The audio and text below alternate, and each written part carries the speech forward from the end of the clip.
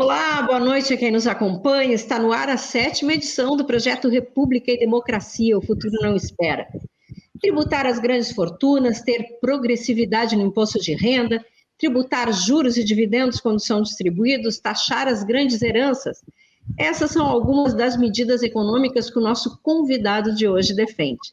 Aloysio Mercadante Oliva, paulista de Santos, economista e militante histórico do PT, é o nosso convidado de hoje. Mercadante já ocupou a vice-presidência do PT, foi senador pelo estado de São Paulo, ministro da Ciência, Tecnologia e Inovação do Brasil e ministro da Educação por 2 vezes, além de ministro da Casa Civil. Atualmente preside a Fundação Perseu Abramo.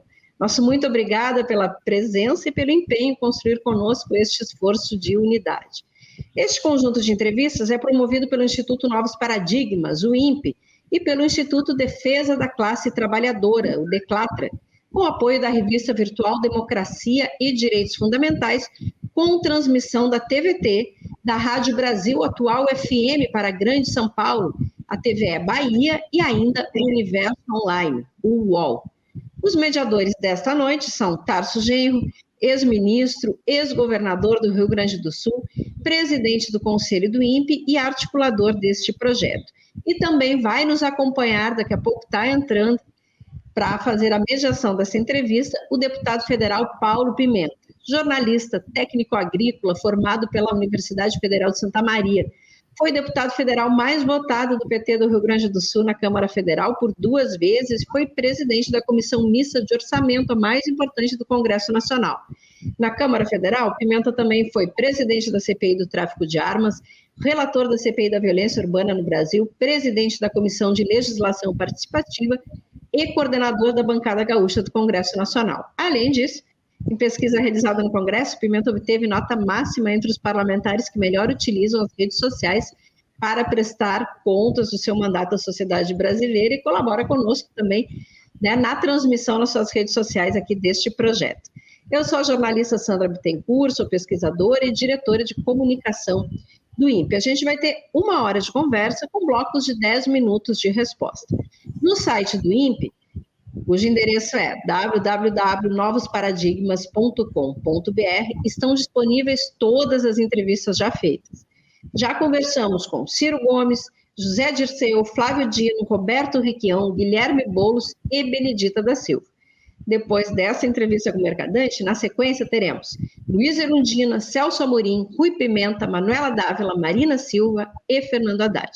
Eu gostaria de lembrar ainda que ao final de todas as entrevistas produziremos um documento com as falas, sínteses, ideias orientadas a partir das premissas da Carta de 88 para conjuntamente pensar no futuro da República e da nossa democracia. Eu passo a palavra de imediato para o nosso presidente Tarso Genro. Mais uma vez, agradeço aqui a presença do nosso entrevistado. Obrigado, Sandra Bittencourt, meu estimado amigo e companheiro Paulo Pimenta, que nos honra aqui com a sua presença, e providencial presença, né, ex-presidente da comissão da nossa Câmara Federal, que tratava da questão das armas no país. É um momento transcendente para fazer esse debate, inclusive. Aloysio Mercadante é uma celebridade política do nosso país, grande quadro político do Partido dos Trabalhadores, sempre junto com o presidente Lula, sempre ativo, não só no cenário de debate político, mas também nas questões econômicas do nosso país. Eu vou me poupar de falar sobre Mercadante, porque é uma personalidade muito conhecida e muito respeitada, não só no Brasil, como também na América Latina. Quem de nós transita pelos grandes debates internacionais sobre o Brasil, sobre crise econômica, sobre economia política, sobre a política no país, o nome da Mercadante está sempre presente, está sempre sendo acompanhado e respeitado. Mercadante, a nossa metodologia é uma metodologia da geringonça, como nós dissemos. Nós procuramos entrevistar os nossos convidados, não debatendo com eles, buscando opiniões sobre temas que podem ser unitários no campo da esquerda, da centro-esquerda e do centro progressista. Enunciados políticos que possam construir uma unidade para o enfrentamento do fascismo no Brasil e enfrentamento da crise econômica, ambiental, né, sanitária que o país atravessa de maneira candente nos dias de hoje. E eu começo por aí. Começo nesta crise fazendo uma referência à questão das milícias e à questão do armamento, porque esta é uma questão democrática chave hoje no nosso país. Eu selecionei um texto aqui, um livro que eu tenho fortemente feito a ele recorrências para entender o que está acontecendo no Brasil, que é o livro O Filho do Século, do Antônio Scurati. É um livro extraordinário que narra a ascensão do Mussolini e do mussolinismo ao poder. Alguns anos antes de Mussolini chegar ao poder, o chefe de polícia, Giovanni Gasti, mandou uma carta à Procuradoria de Milão, em novembro de 1919. Nesta carta, ele dizia o seguinte: quando o Mussolini já tinha organizado, a partir dos fasci de combatimento, as suas estruturas de massas que começavam a se armar para alcançar o poder através da subversão armada por organizações de extrema-direita baseadas na liderança do Mussolini. Diz o chefe de polícia Giovanni Gasti à Procuradoria de Milão: sejam quais forem as aspirações dos diretores e dos componentes da organização, os fasci de combatimento, é certo que um corpo armado foi constituído no seio desta organização, em Milão, para não apenas contra as leis do Estado, não apenas com a tendência à usurpação de poderes de polícia, mas com o deliberado propósito de cometer delitos contra pessoas. Aqui o procurador de Milão, o chefe de polícia de Milão, alertava ainda dentro do Estado de Direito a Procuradoria para que tomasse providências. Há uma movimentação do Estado italiano, dentro ainda do Estado Democrático de Direito. As Forças Armadas ali estavam numa posição dúbia em relação ao ascenso do Mussolini, fazem uma investida repressiva contra o Mussolini e fracassam. Ele só se fortalece, porque ele já tinha raízes na crise financeira e econômica da Itália e tinha arrebanhado um grande contingente de liderados.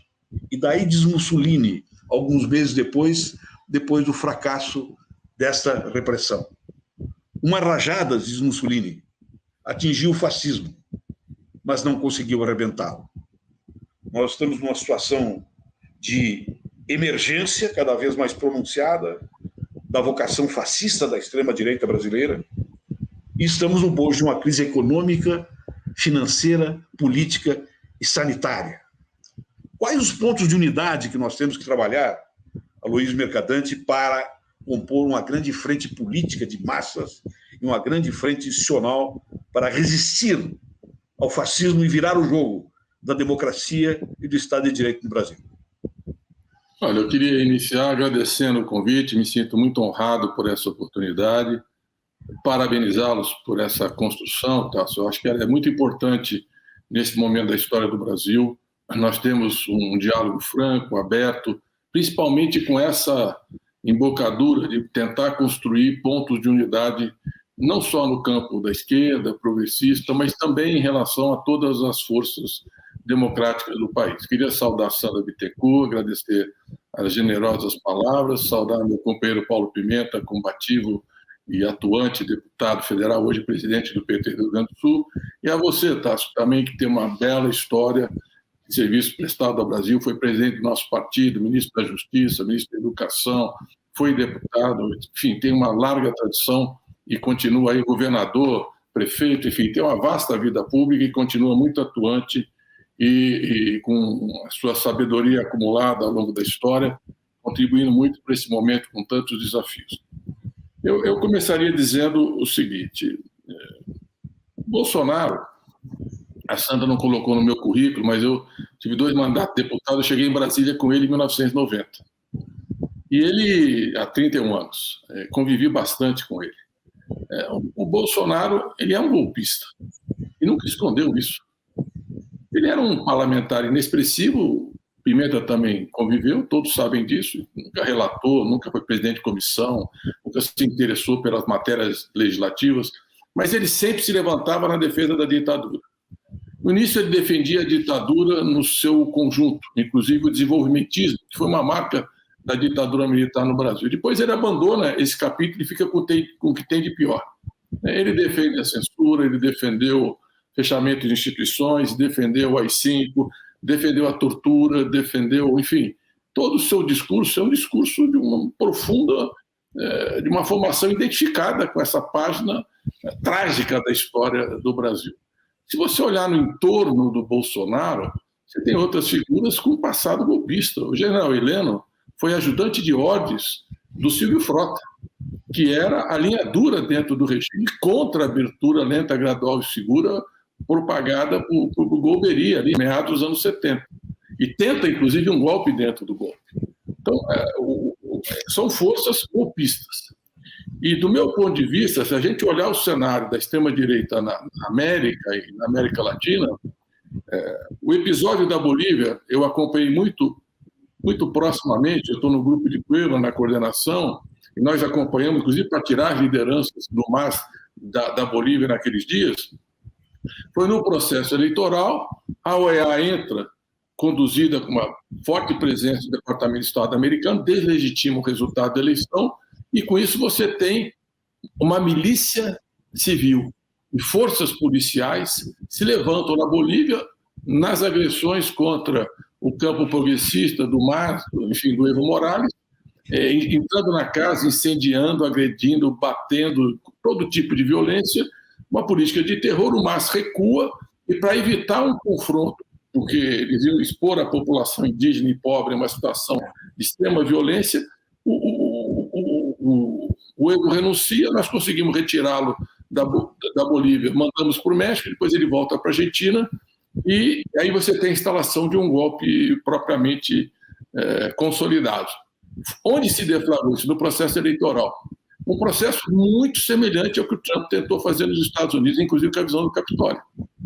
Muito parecido, porque você tensiona no processo eleitoral e ali você deflagra, ou seja, eles disputam para levar, eles não disputam para reconhecer o resultado e a vontade soberana do povo. Então, nós temos que observar esses dois movimentos. Agora mesmo no Equador nós estamos muito preocupados com o desfecho, com o impasse eleitoral. O segundo lugar está muito disputado e há uma tensão crescente no Equador, e também um governo que se subordinou a essa política do Estado americano profundo na América Latina, do Lenin Moreno. Nós estamos muito preocupados com o desfecho das eleições no Equador. E vocês vejam que o discurso do Bolsonaro vinha sendo construído para deslegitimar o resultado da eleição aqui. E só vale voto em papel. Ele se elegeu deputados, 2 filhos se elegeram, na verdade, os 3 filhos se elegeram parlamentares com urna eletrônica, se elegeu o presidente da República, mas ele continua tentando criar um pretexto de legitimação do resultado eleitoral. E a política de militarização é muito grave o que ele está fazendo.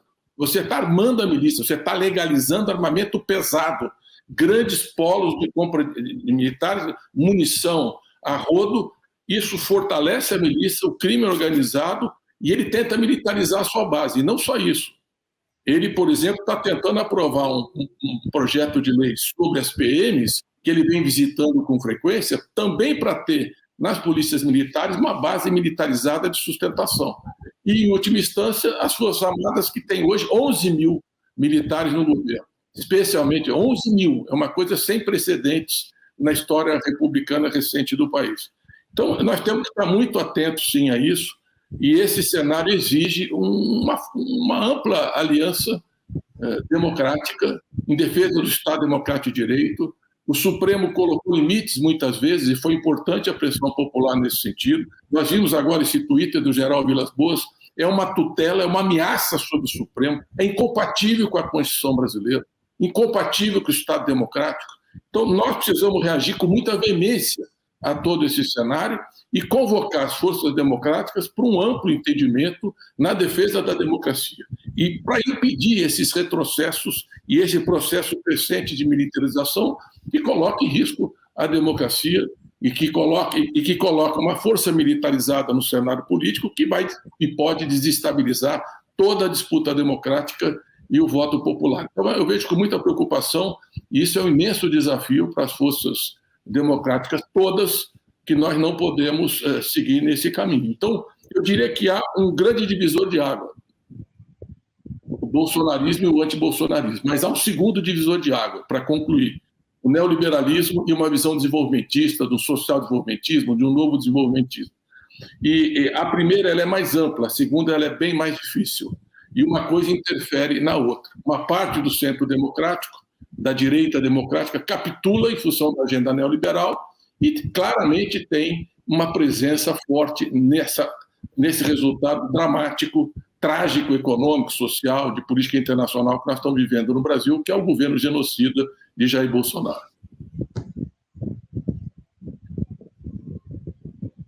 Deputado Pimenta? Muito bem, eu quero, em primeiro lugar, agradecer também o convite, a oportunidade de poder estar aqui com vocês, Sandra.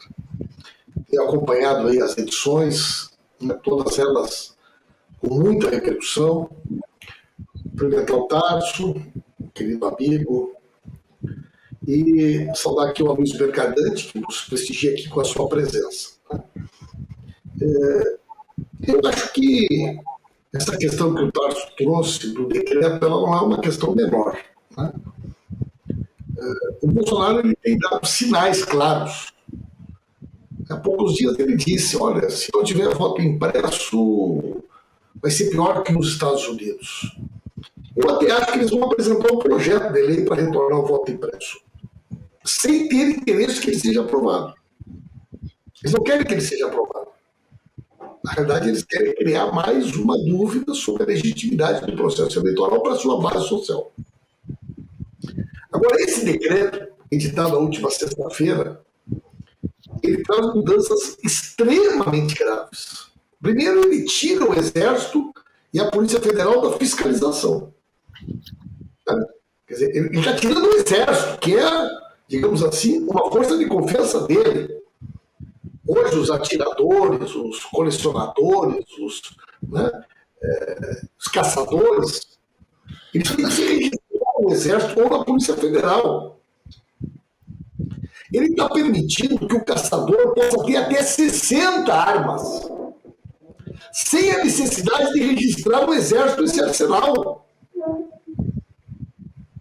Está permitindo que eles possam produzir a sua própria munição, que eles possam adquirir os insumos para produzir munição. Ele está permitindo, né, que as pessoas possam ter até 2 armas como porte de arma. O cidadão comum, aquele que não é caçador, não é atirador, né, não é colecionador, hoje ele pode ter 6 armas, ele vai passar a ter direito a 8 armas se ele for policial, agente penitenciário, Ministério Público, até da Receita Federal. Então, ao mesmo tempo que ele faz um discurso, eu não sei se chegasse a ver, Luiz, uma entrevista que a Helena Nagli fez com o Roberto Jefferson. E ela faz uma pergunta, o Roberto Jefferson, ele diz assim, o senhor acha que o Brasil aceitaria o impeachment do Bolsonaro? E ele responde, basta ver quem é a base de apoio do governo. São esses policiais, são agentes da área de segurança, são empresários rurais. Essas pessoas jamais vão aceitar, né, passivamente uma tentativa de tirar o Bolsonaro. E vocês imaginem o seguinte, boa parte das armas que chegam hoje no crime organizado são armas que foram compradas legalmente. Você imagina as pessoas com arsenal, 10 pessoas são 600 armas, Tarso. A facilidade que vai ser o fornecimento desse armamento e dessa munição para o crime organizado. Boa parte dos milicianos são registrados como caçadores, ou como colecionadores, ou como atiradores. Então, eu estou convencido que esse decreto, editado na última sexta-feira, ele exige uma ampla mobilização da sociedade, dos setores democráticos da sociedade, porque a consolidação dessas mudanças, na minha opinião, aprofunda de uma maneira ainda mais aguda esse processo que coloca em risco a estabilidade democrática no país, inclusive um próprio processo eleitoral de 2022. Era sobre isso que eu gostaria de te ouvir. Isso. Olha, eu concordo com o diagnóstico. Agora, nós precisamos atuar nas instituições. Acho que no Congresso Nacional, a revogação desse decreto, porque é uma exorbitação flagrante da prerrogativa do Poder Legislativo, e há forças políticas, inclusive do centro, da direita, que já estão se manifestando nesse sentido, e junto ao Supremo Tribunal Federal, alegando a inconstitucionalidade. Toda essa política viola claramente o plebiscito do desarmamento, que foi uma decisão do povo brasileiro bastante forte em relação a evitar essa situação. Nós temos 60 mil mortes violentas no Brasil por ano. Nós estamos vivendo uma situação dramática, já é dramática, e que vai se intensificar com essa política. Ao mesmo tempo, nós temos que ter em foco que nós estamos numa situação que os serviços caiu 6,1%, o comércio 6,1%, o serviço mais de 7% agora em dezembro. Nós estamos voltando para uma trajetória de recessão. Temos 14 milhões de pessoas desempregadas, 15 milhões de pessoas que não trabalham e não procuram emprego pela pandemia ou porque acham que não vão encontrar. Então, nós estamos falando aí de um universo de quase 30 milhões de pessoas e 18 milhões de brasileiros que estavam empregados, estavam com redução de jornada e com estímulos fiscais do orçamento do ano passado que foram retirados. Parte dessa tragédia social gravíssima estava amenizada pelo auxílio emergencial. Eram R$600 para 67 milhões de pessoas, depois 300 para 40 milhões de pessoas. Eles tiraram 44% dos beneficiários, mas o governo jogou, especialmente via Congresso Nacional, por iniciativa do PT, porque a primeira proposta do auxílio emergencial fomos nós que fizemos, a oposição que propôs, fomos nós que concebemos essa saída na crise, que era, na nossa proposta era até um salário mínimo por família, e negociamos R$600, foram 320 bilhões de reais, direto para preservar a população, para viabilizar o distanciamento social, que está totalmente abandonado, e ele sabotou, boicota. Todos os dias ele faz aglomeração, estimula que não usa a máscara e acelera a contaminação. Há 3 semanas que nós estamos com mais de 1.000 mortos, de novo, por dia no Brasil, e um índice de contaminação que é mais de 1 para 1. Ou seja, a contaminação está acelerando, com cepas muito mais virulentas que estão surgindo. E o colapso de Manaus pode se irradiar para outras cidades, porque o auge dessa pandemia deve ser entre março e junho. Então, por que eu chamo a atenção disso? Porque o país não tem orçamento. Nós estamos em fevereiro, não tem orçamento. Essas pessoas não têm auxílio emergencial. O custo de vida, a alimentação cresceu 18% no ano passado, doméstica. Então, o que nós temos na periferia é fome. Não tem como pagar o gás. As pessoas não têm como pagar o aluguel e comer. E você retirou todo tipo de estímulo nessa situação, e pelo menos até o final de março não vai acontecer absolutamente nada. Então, já nós vamos ter saques, nós vamos ter violência social, porque é impossível as pessoas sobreviverem nessas condições sem políticas públicas. O auxílio emergencial foi quase 10 vezes o que é o Bolsa Família. Eles não reajustam o Bolsa Família desde o golpe. Não tem reajuste. Hoje o valor do Bolsa Família devia ser R$250, e não expandir a base de atendimento. Então, nós estamos numa situação econômica e social muito grave. E a pauta do governo, qual é para enfrentar essa crise? Independência do Banco Central, aprofundar a financiarização da economia, retirar a prerrogativa do futuro governo de gestão sobre a política monetária, dolarização, porque eles transferiram toda a competência da política cambial do Ministério da Fazenda e do Conselho Monetário Nacional para o Banco Central. Então, nós não podemos perder de foco que nós precisamos dialogar com amplas parcelas da população, junto com esse imenso desafio de uma frente democrática e contra a militarização crescente do país. Nós precisamos defender os pobres, os despossuídos, os que estão expostos à pandemia, porque é aí que se concentram as mortes e estão completamente abandonadas numa situação de extrema pobreza avassaladora sobre as periferias. Então, acho que a oposição tem o desafio de colocar os R$600 na mesa, de pedir urgência em relação a essa medida. Também pensarmos o apoio às micro e pequenas empresas. 800 mil pequenas e médias empresas quebraram, Tasso. 20% dos restaurantes do Brasil fecharam suas portas. E o Pronamp não existe mais, não tem mais linha de crédito, nenhum tipo de fomento. Não, o país não sai dessa crise com essa visão neoliberal e com essa ortodoxia fiscal.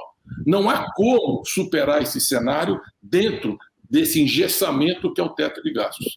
Então, nós temos um debate social, econômico e político simultâneo e nós temos que atuar em todas essas frentes. Então, eu chamo a atenção daquilo que eu tentei dizer antes. Nós temos que ampliar essa frente antibolsonarista e democrática para a defesa do Estado democrático de direito. Inclusive, dentro disso, o enfrentamento dessa estrutura lavajatista, e não, muito menos do que um combate à corrupção, era um projeto de poder que violou direitos, prerrogativas e garantias individuais e precisa de uma resposta da justiça. O Supremo precisa julgar, porque não há mais qualquer dúvida sobre o comportamento do juiz Moro durante todo esse processo. Esse foi o início dos desdobramentos que levaram o golpe e que levaram ao governo Bolsonaro a essa tragédia da extrema-direita.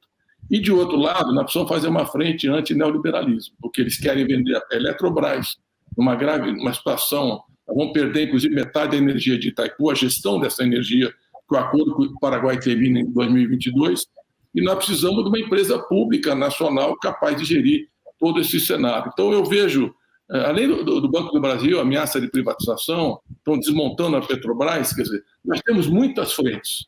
Por isso, Otávio, é muito bem-vindo todo esforço de buscar unidade de ação. As fundações, nós juntamos 8 fundações, fizemos 2 manifestos, o segundo manifesto, está o PT, o PCdoB, o PSOL, o PDT, o PSB, inclusive o próprio Cidadania participou, assinaram um manifesto que pede auxílio emergencial, que pede uma reforma tributária com progressividade, taxação de grandes fortunas, nós podemos depois discutir isso, que estava na abertura, que pede uma política de emprego, vacina e, principalmente, pede impeachment, pede fora Bolsonaro. Nós conseguimos fazer um movimento importante. Agora, nós estamos também, além dessa agenda dramática de 2021, que tem que ser a prioridade de todas as forças políticas, as forças políticas começam a se movimentar em relação a 2022. Então, nós temos a construção das candidaturas para 2022 em meio a um cenário social, econômico e político e de estabilidade democrática, de sustentabilidade da democracia dramático. Então, são imensos desafios e nós temos que saber compor esse quadro complexo, avançando na frente democrática, convivendo com as diferenças, mas avançando em tudo que é unidade de defesa das instituições democráticas, dos valores republicanos, do devido processo legal, da valorização das instituições construídas na Constituição de 88. Acho que é fundamental essa agenda.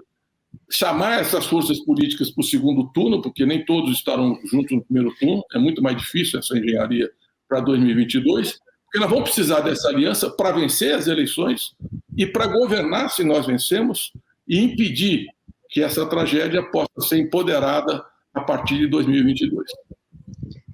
Eu gostaria de colocar, Tarso, só uma questão e já passo para ti, até retomando esses aspectos econômicos, né? O senhor citou essas 2 agendas, né? A ultraliberal e a desenvolvimentista. E o teto de gastos. A gente não deveria também refletir, né? Qual é o seu olhar sobre isso?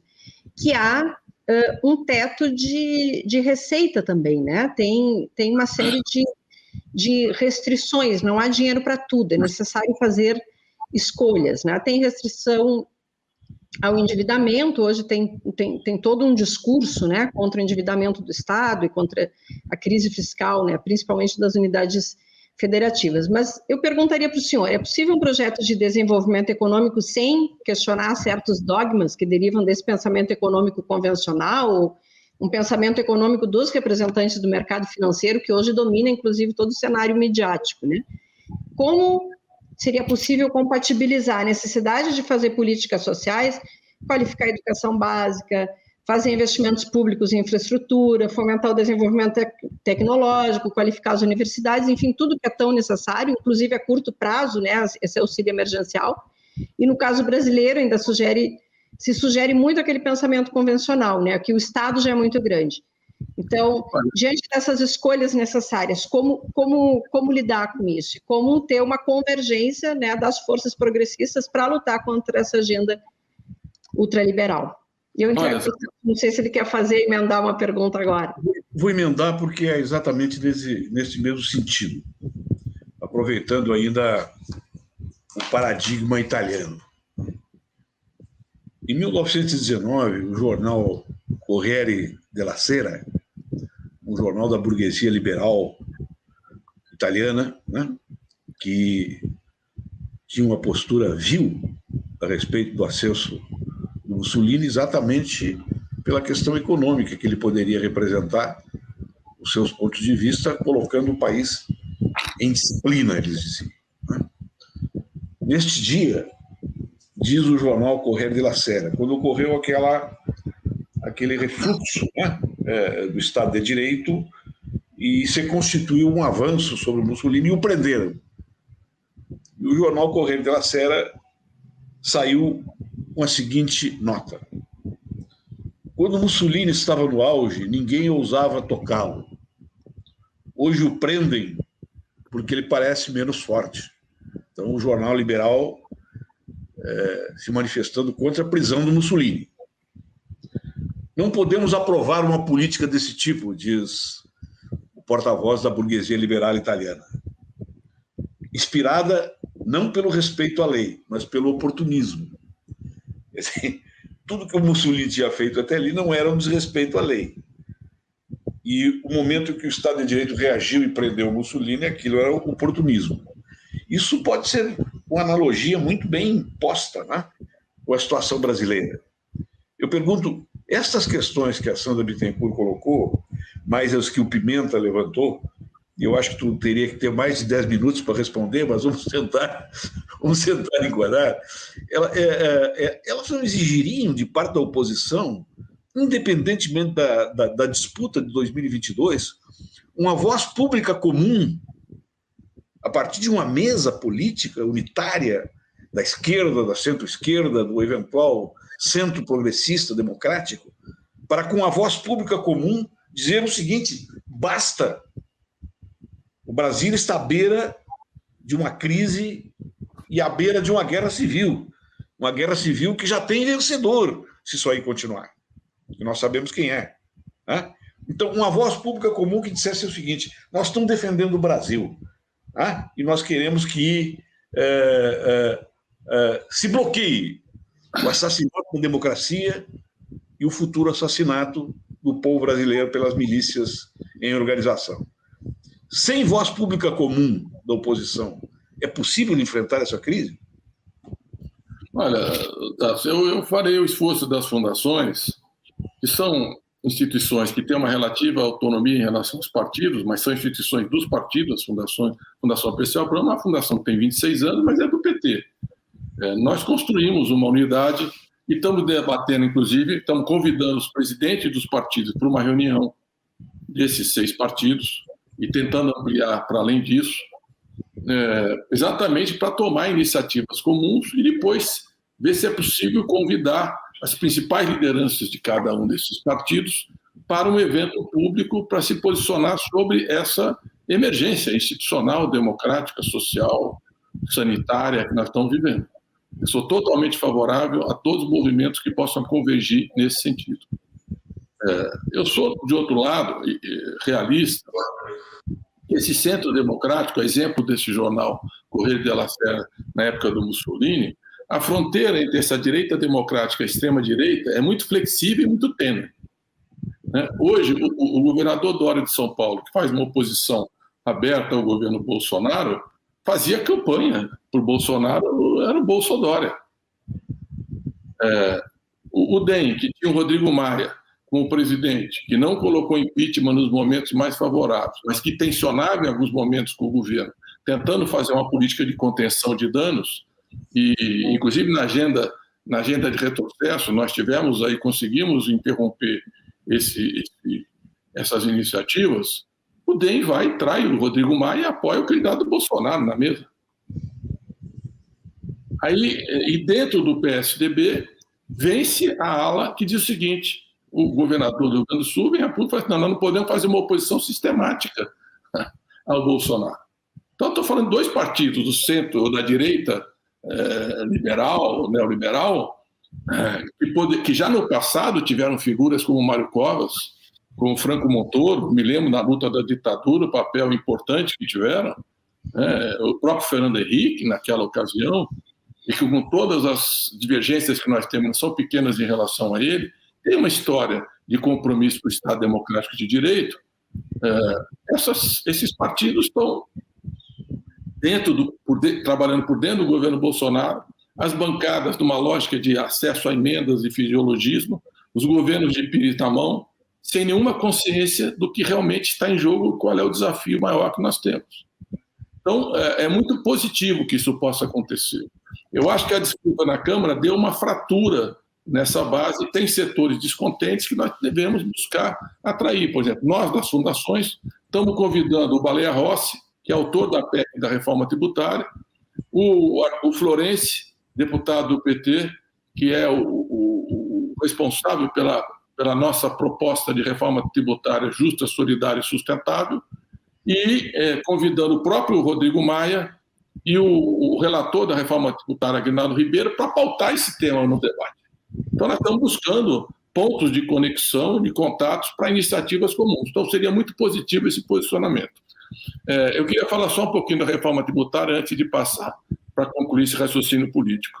Nós temos uma estrutura tributária, Sandra, muito injusta no Brasil. No Brasil, 49% dos tributos são impostos indiretos sobre o consumo. E nós temos que entender o seguinte: os 5% mais ricos do país consomem 20% do que ganham. O resto eles investem, poupam, adquirem patrimônio. E o povo gasta tudo que ganha, às vezes gasta mais do que ganha.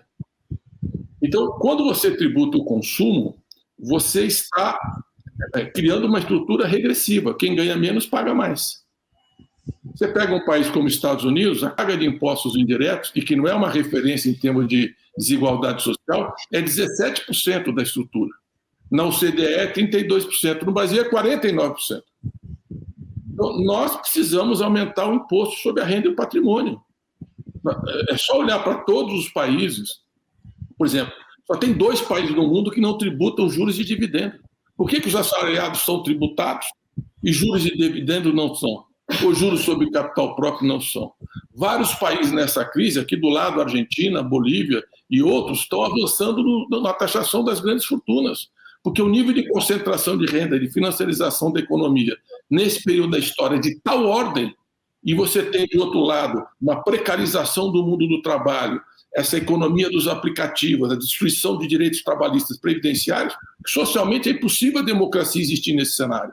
Você precisa concentrar renda e riqueza, você precisa tributar a renda concentrada e os ganhos financeiros espetaculares. Do golpe para cá, a Bolsa valorizou mais de 100%. Você pode descontar a desvalorização do real, mas teve gente que ganhou muito nessa crise e continua ganhando. Então você precisa ter uma estrutura tributária mais solidária, mais generosa. Então essa ideia que o Brasil paga imposto demais, não, paga o assalariado, paga o pequeno empresário, paga a classe média, mas não os ricos e principalmente os muito ricos. Então, se nós tributarmos grandes fortunas, grandes heranças, é o imposto mais justo que tem. A pessoa só paga uma vez depois que morreu. E deixa para a sociedade uma parte da sua herança, outra para a família. Porque a riqueza que ele construiu na relação social. Então, são impostos fundamentais. Nós temos que abrir esse debate para arrumar fontes de financiamento para a reconstrução do Brasil e para a saída dessa crise. Dito isso, eu queria concluir dizendo o seguinte, Tasso, eu sou favorável a esse movimento unitário. O que eu acho que é mais difícil é você construir candidaturas unitárias para 2022. É verdade que a agenda da eleição é 2022, mas ela está em curso. Hoje o Huck, nós vamos ter agora um animador de auditório candidato a presidente, estava lá buscando o marqueteiro do Macri na Argentina para fazer sua campanha. Ciro Gomes já nomeou o seu coordenador de campanha, que vai ser o Miro Teixeira. Você vê essa disputa dentro do PSDB, que eu acho que é muito para tentar conduzir o partido para o Luciano Huck, encaixotar o Dória, o Eduardo Leite tentando se viabilizar. Você está vendo que esse movimento está em curso. Então, os partidos estão se posicionando. Acabou a eleição municipal, o Boulos foi lançado como candidato a presidente legitimamente. Terminou a eleição para o governo do Estado, o Flávio Dino colocou seu nome para a eleição presidencial legitimamente. Agora, o PT, que venceu 4 eleições, que teve no segundo turno, ou foi o segundo votado em todas as eleições presidenciais desde 89. nas condições mais adversas de uma perseguição judicial de lawfare, teve 47 milhões de votos. No primeiro turno, o Haddad teve mais votos que todos os demais candidatos, tirando o Bolsonaro. Teve 29%. Então, é absolutamente legítimo que o PT priorize 2021. Tudo isso que nós estamos discutindo aqui é a nossa prioridade absoluta, mas que uma liderança como a Haddad ande o Brasil para discutir emprego, para discutir crise, para discutir auxílio emergencial, para discutir saída da crise, para discutir reforma tributária, para discutir reforma bancária, para discutir a volta da reforma agrária e do MDA, para rediscutir um país que nós tínhamos, que tinha soberania, que tinha respeito no Conselho das Nações, que tinha uma política de sustentabilidade ambiental, um país que tinha democracia plena, um governo que nunca violou o Estado Democrático de Direito, nunca agrediu as instituições. Fala aqui do presidente Lula, que terminou com 87% de bom e ótimo. Então, essa experiência, esse legado, e que agora precisa ser renovado, precisa ser reapresentado, nós precisamos falar do futuro, de alternativas, nós nos debruçamos para apresentar o plano de reconstrução e transformação do Brasil. É um documento de 200 e poucas páginas, vou pedir depois para vocês botarem no portal, junto com essa entrevista, para as pessoas poderem acessar. Foram vários núcleos de acompanhamento de políticas públicas que nós temos na Fundação Perseu Abramo hoje, que trabalharam fortemente essa questão, e foi um trabalho extraordinário de construção do plano de reconstrução e transformação do Brasil. Foi um grande avanço político. Na educação que trataram aí, não há período igual, nós tínhamos 3 milhões e 400 mil estudantes universitários quando chegando no governo. Saímos, tinha 8 milhões e 100 mil estudantes universitários. Nós mais do que dobramos a quantidade de estudantes, expandimos as universidades federais, institutos federais de educação, que foram construções do governo Lula. Fizemos o ProUni, que abriu as portas da universidade com uma multidão de despossuídos, e você acompanhou e tem um papel fundamental nisso. Fizemos o Enem, uma entrada republicana nas universidades. Eu, na gestão, em 2002, fiz a lei de cotas. 84% dos estudantes do ensino médio são estudantes de escolas públicas, para que esses jovens pudessem entrar na universidade, 50% das vagas, e hoje não há questionamento meritocrático que tem um desenvolvimento semelhante ou melhor do que os estudantes em algumas áreas. Então não há diferença entre cotistas e não cotistas hoje no resultado das universidades. A escola era obrigatória a partir dos 7 anos, reduzimos para 6 e depois para 4 anos. Praticamente universalizamos a educação básica, expandimos a educação infantil. Então foi um período, e deixamos como legado a vinculação dos royalties do petróleo para financiar a educação no futuro que eles terminaram. Então foi um período da história, os BRICS, estão vendo a vacina? Onde estão as vacinas acessíveis aos países em desenvolvimento? Na Índia, na China e na Rússia, que eram parceiros estratégicos do Brasil, que eles romperam essas relações. Um governo que ataca a China, que não apoiou a Índia na OMS em relação à quebra da patente das vacinas, um governo que hostiliza os parceiros que são fundamentais e que alinhou o interesse do Brasil à extrema-direita do Trump. Então, essa base social que não tem argumento, que não consegue discutir com racionalidade e que não pretende discutir, que vive da alienação e das fake news, distorce o processo do debate democrático no país. Então, nós vivemos um momento que nós precisamos reconstruir, mas precisamos transformar o Brasil. Hoje nós somos um dos países mais desiguais do planeta, estamos perdendo importância econômica, estamos nos isolando na questão ambiental e estamos vivendo essa tragédia social, sanitária e econômica. Por tudo isso, nós temos um projeto, nós temos uma proposta de futuro e nós temos um legado.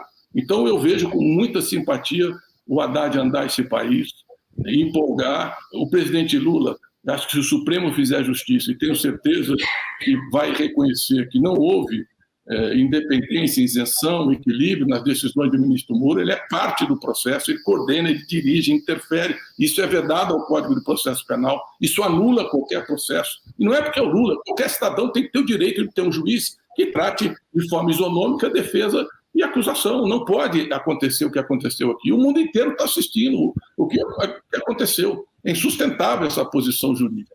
Nós queremos aprimorar os instrumentos de combate à corrupção, mas com justiça, com respeito ao Estado Democrático de Direito, com respeito ao devido processo legal. Por tudo isso, eu acho que nós vamos empolgar o Brasil, e o Lula vai andar a eleição, dependente de 2018, que ele não pôde nem falar naquela eleição. Né? Se ele vai falar, ele vai andar, ele pode ser candidato ou não, mas nós temos o direito de defender e de disputar nossas ideias. Agora, mantendo uma porta aberta. Nós podemos ter entendimento programático, precisamos ampliar as alianças. Por exemplo, o PCdoB esteve conosco em todas as eleições presidenciais. Eu me dedicarei intensamente para que eles estejam novamente junto conosco. O PSOL nunca esteve conosco, mas o Boulos não fez uma campanha antipetista como foram as anteriores. E o PSOL defendeu o Lula livre, esteve contra o golpe, contra a Dilma. Então, portanto, hoje nós temos uma relação, uma interlocução muito mais rica e nós podemos discutir propostas para o Brasil, tanto com o PCdoB, como o PSOL e como o PSB. Eu estava com o Lula em 89 construindo aliança com a Raiz em Pernambuco, à frente do Brasil Popular.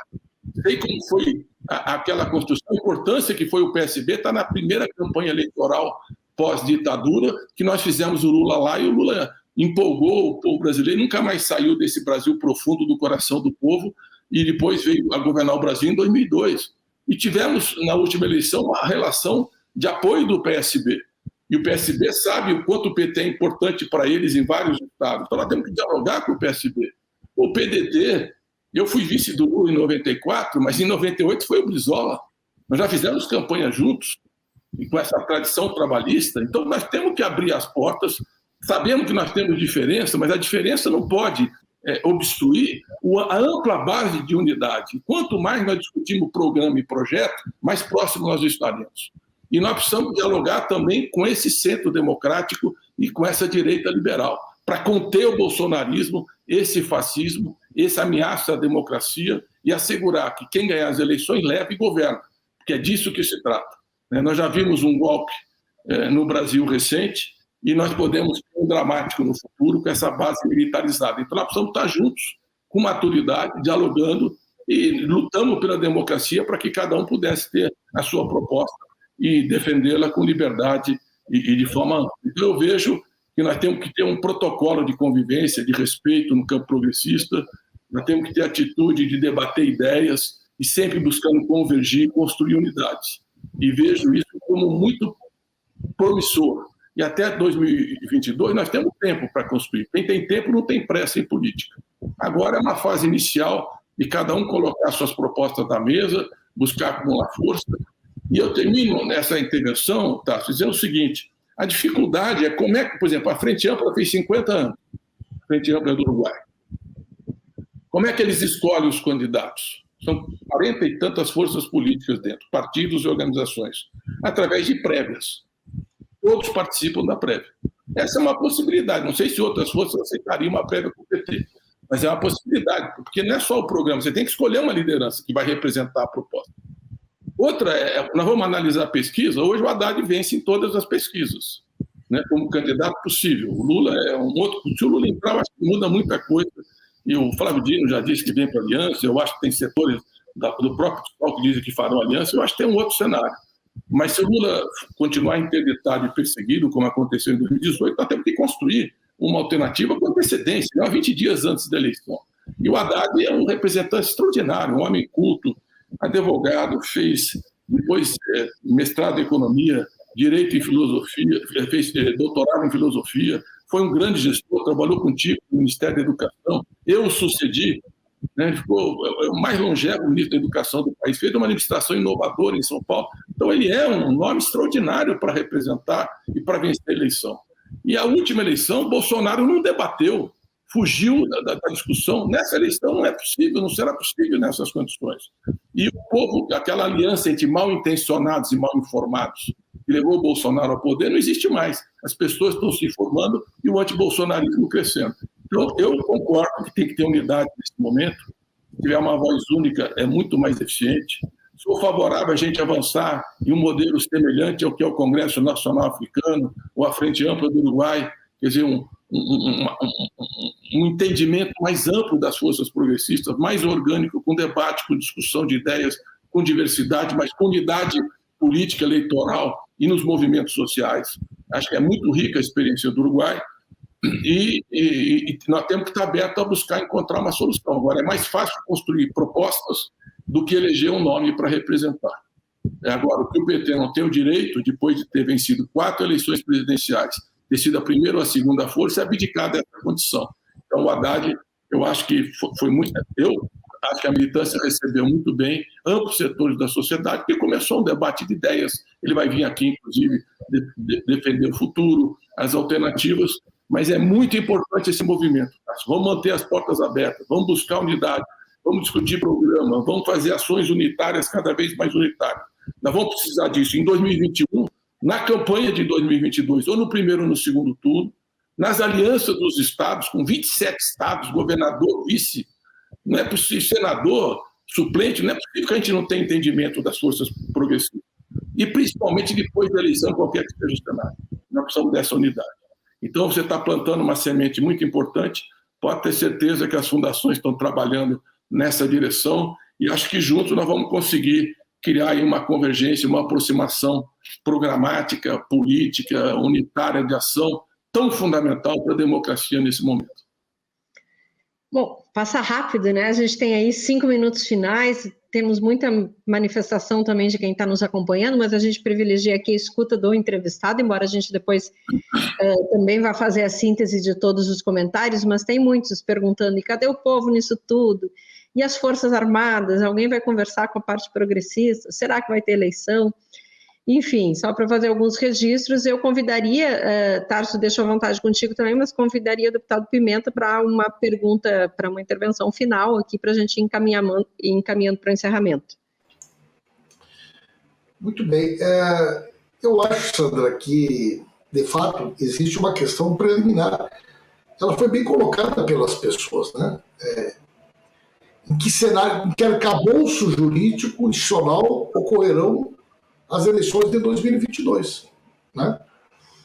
E até que ponto as iniciativas do bolsonarismo elas corroem, do ponto de vista institucional, a própria legitimidade do processo eleitoral, né?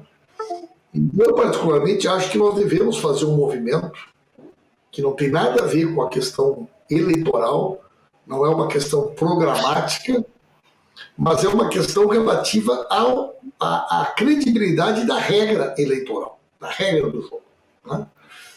O Arthur Lira nomeou essa semana uma comissão de 15 parlamentares e deu um prazo de 90 dias para propor um conjunto de mudanças na legislação eleitoral, né? Se tu olha a composição da comissão, ela é assustadora, né?